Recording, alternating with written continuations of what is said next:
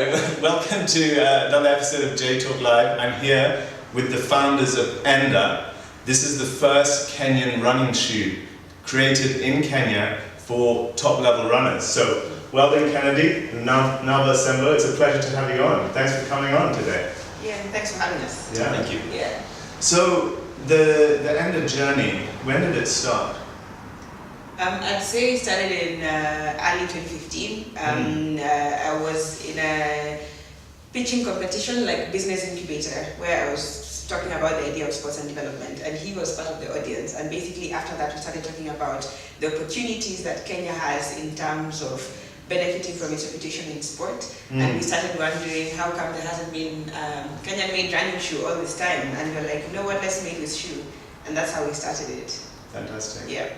And Weldon, you, prior to this, were working for Change.org, if I'm not wrong. Yeah, that's right. And so was doing digital campaigning and communications. And so, I've always kind of thought about stories that engage large audiences. Yes. And so, when Nava said, Kenya's running reputation is kind of being underutilized, I was like, man, there is a story there. There's something to be done about that. And there's something to be done for development using that solution, that problem. So that story kind of made a lot of sense to me. I did dive right in.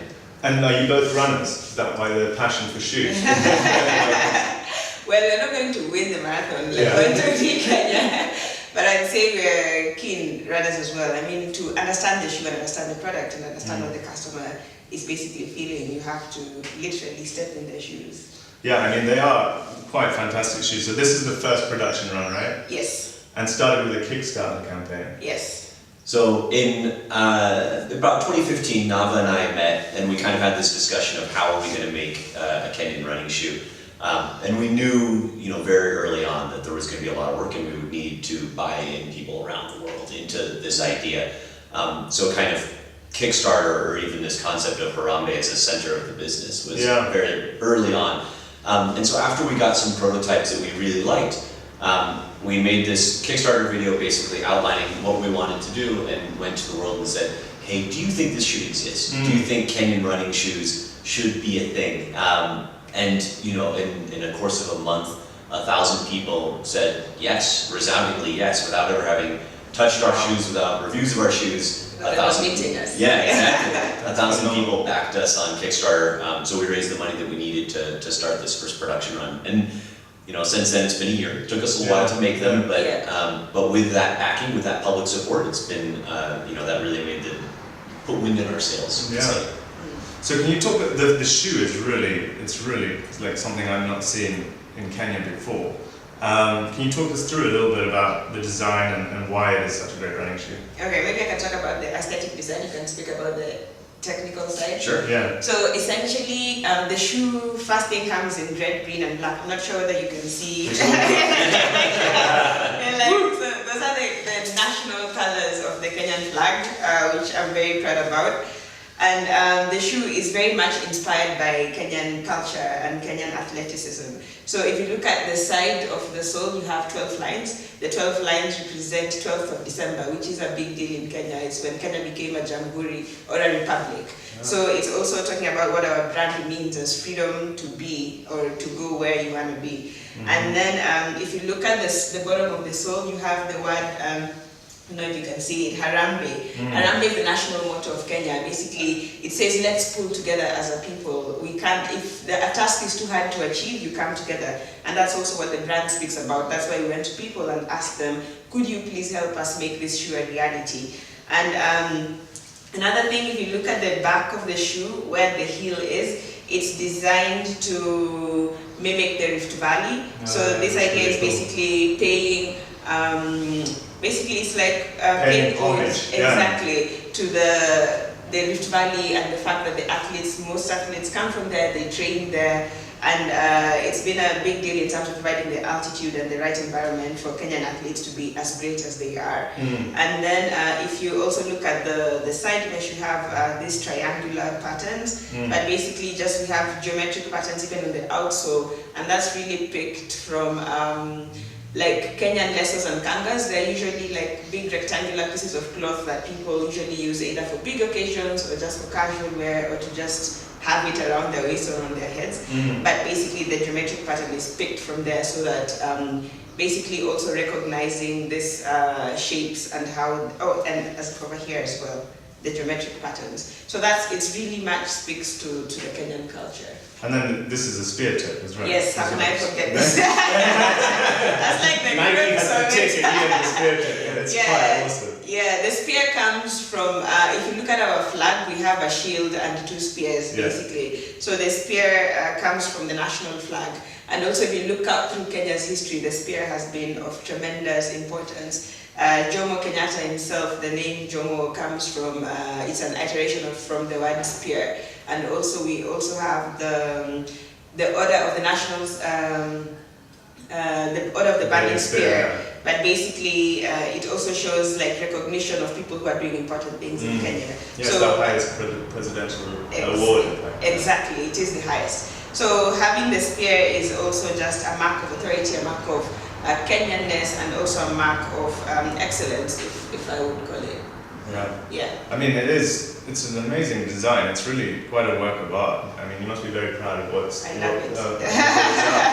Yeah, very proud. So, Weldon, you're technicals, the running pro. With, what's your half marathon time again? Oh, not too much to brag about, right? It's pretty solid. Yeah, I'm a solid middle of the pack runner. Let's say it that way.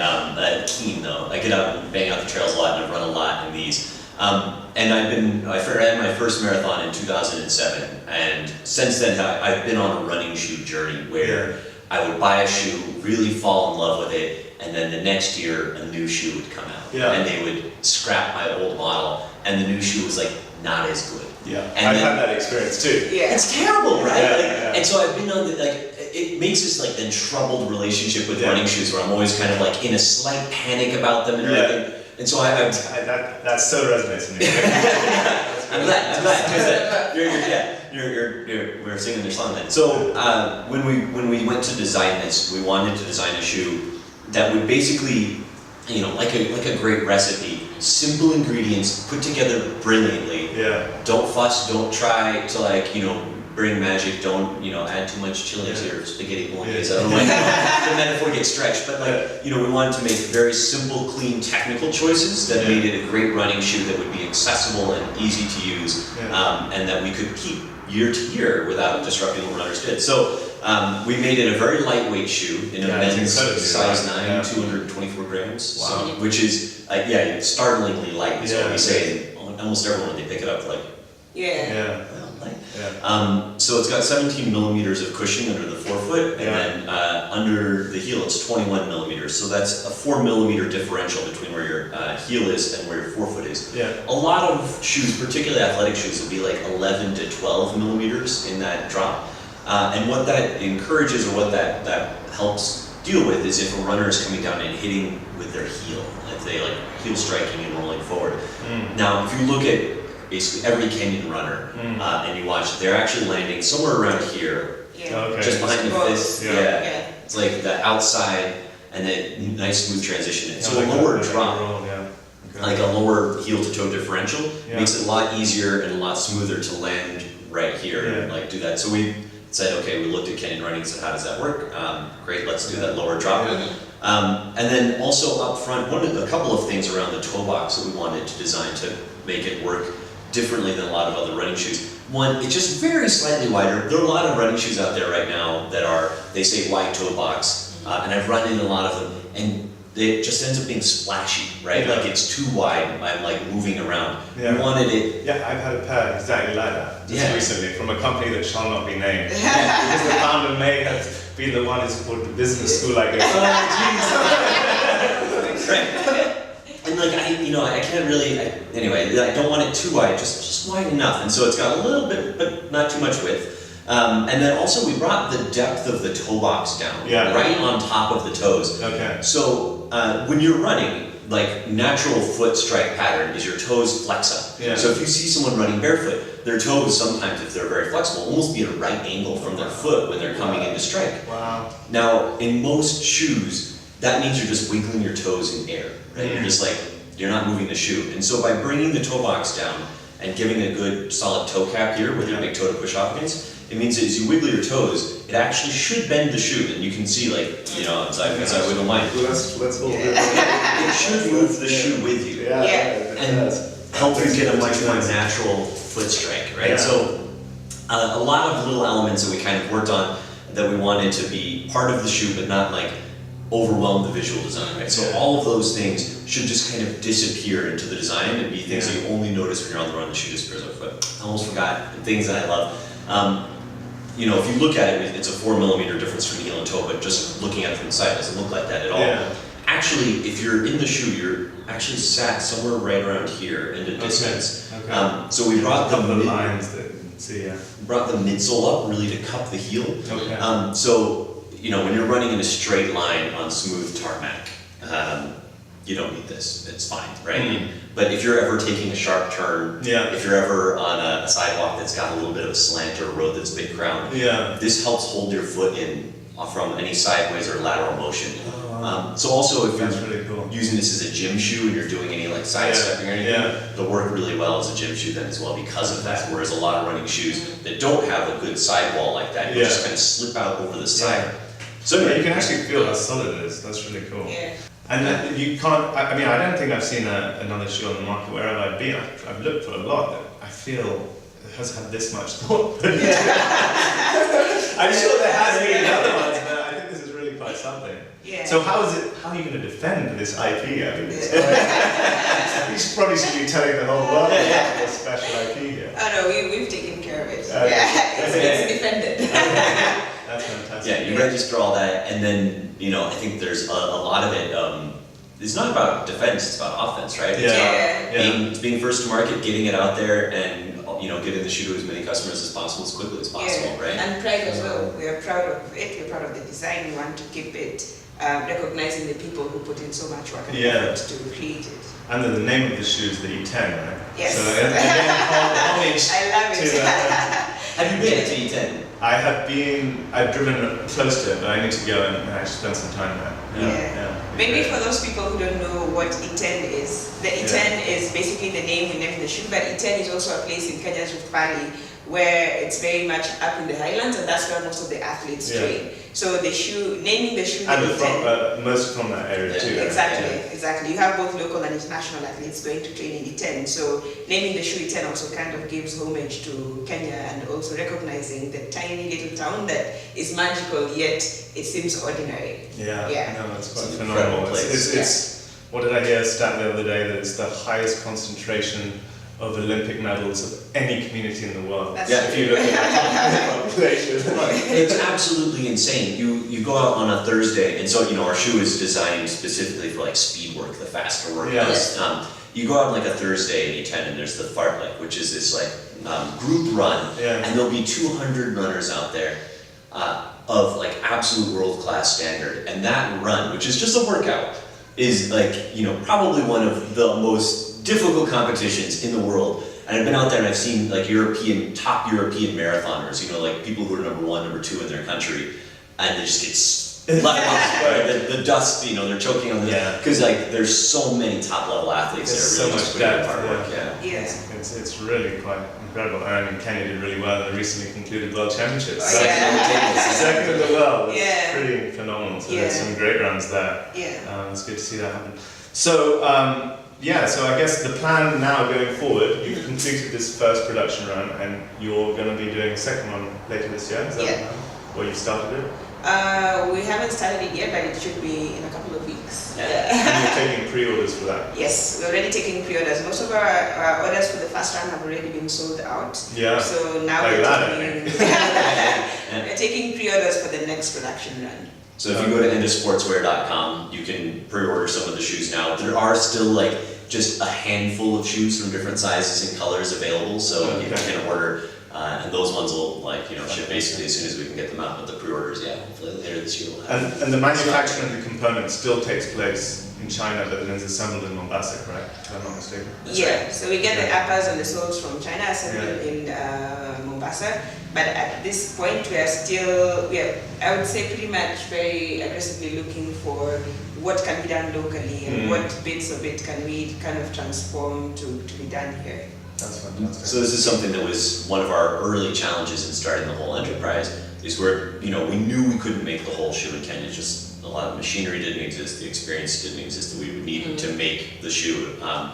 And so we had to go to the suppliers in China for some of the parts, and we were going to them with this conversation of, we want to make a shoe entirely in Kenya, so can you make some of it for us now, right? Like this, like we're gonna leave you as a client, And so that was actually one of our early challenges. But it's been very, I would say quite lucky that we found some good suppliers, to help us all across the way, all along the way of saying, okay, let's make this a reality. And so components coming from China, putting them together in Kenya, and the factory that we're working with down in Mombasa, just the pride that you see from everyone who touches the shoes, and how much every worker on the line is like, what more can we do? How can we make more of the shoe here? And I spent like about a month on the factory floor, like in June, and just I came away just feeling amazing and with great optimism of like how much more of the shoe we'll be able to make here going forward. Tuongee Kiswahili kidogo sasa. Sawa, Kwa hiyo sawa. tafadhali najua tuongee Kiswahili. Kidogo. Vizuri sana. Kwa hivyo tueleze kidogo kuhusu hadithi yako. Kabla ya Enda ulikuwa ukifanya nini, na sasa ulikutana na Weldon lini, na mlikuja kwa hii mpango wa kuanzisha kampuni ya Enda? Sawa. Kabla nikutane na Weldon nilikuwa nafanya kazi ya risk management sana katikati ya Afrika, Afrika Mashariki, Afrika Kusini. Kabla hiyo nilipomaliza kazi hiyo nilichukua muda wa mwaka moja kwenda kutafuta masomo ya hali ya juu. Ndio maana nilisoma London School of Economics pale London. Kakangu alisoma hapo. Oh really? Rais Kibaki alisoma. Yeah, so nilikuwa LSE. Nilipotoka nikarudi, nilipotoka LSE nilikuwa Kenya, ndio nilikuwa napanga vile namna ya kuanzisha shule ya kutafuta watoto ambao wana vipawa ama talanta za sporti na kukuza hizo talanta, ndio ili kuwapa nafasi wasingoje wakuwe wakubwa ndio waanze wakiwa wadogo. So sasa nilikuwa napanga hizo mikakati, ndio nilikutana na Weldon, ndio tukaanza kuongea jinsi sporti na talanta zinaweza kukuzwa ili zisaidie Kenya, isiwe tu wanariadha wachache wanafaidika. Tunaweza leta faida hizo ili watu wengi zaidi kutoka Kenya wapate hizo faida. Kutoka hapo ndio tukaamua kuanza Enda, na hapa ndio tumefika saizi. Tumefanya mpango wa kwanza, tumetengeneza viatu vya kwanza. Viatu vingapi mmetengeneza? Tulianza na viatu takriban 2,000. Hivyo pairs yes, pairs. Na zaidi za ningesema labda karibu zote zishauzwa sasa. So tunajiandaa kwa mkondo wa pili. Na wewe ulikuwa mwanamchezo? Mkimbiaji sasa. Mwanariadha. Sio mwanariadha wa kushinda medali. Ukikimbia na wanariadha wa juu unaona kwamba kuna watu ambao wako zaidi kukuliko. But ningesema kukimbia 1-2, na pia riadha sana mimi hupenda mpira wa kikapu na pia tennis na kukimbia pia. Na hivi viatu ni vizuri kwa kila mchezo, si ukimbiaji tu. Yeah, ni mzuri kwa mchezo zote, na hata si lazima ukicheza kuzivaa. Waweza pia zivaa kama fashion statement ama ukitembea. Unaona suti na viatu, jeans na viatu, so zinaweza kutumika njia tofauti. Sio lazima uwe unakimbia ndio uwe ukizivaa peke yake. Great, so now let's return to English, and we're going to announce that we're going to be giving away a pair today, right? Yeah, absolutely. Fantastic. So if you have shared or commented on the video, the live feed, we will be announcing the winner of your very own pair of Enda shoes. So we have to kind of look through and run the raffle after the video ends, but we'll be announcing it on the page. And you know, you might even get us all to sign it. Yeah, I And think get that the would be signatures, founders, and then my signature on the shoe as well. So That'll be quite a collector's item then, that's good. yeah, Yeah. I think it'll be. I'm tempted to keep it for myself. Maybe we can make a special arrangement. But yeah, that concludes our conversation for this morning. Really great to have you on. Good luck with the next production run. I think the whole of Kenya is proud of what this company is starting to do, put the name out there. Watch out, Phil Knight, you know. But yeah, fantastic. It's been a real pleasure. So thanks so much. Appreciate it. Thanks for having us. Yeah. Thanks for having us, Jason. Yeah. Great.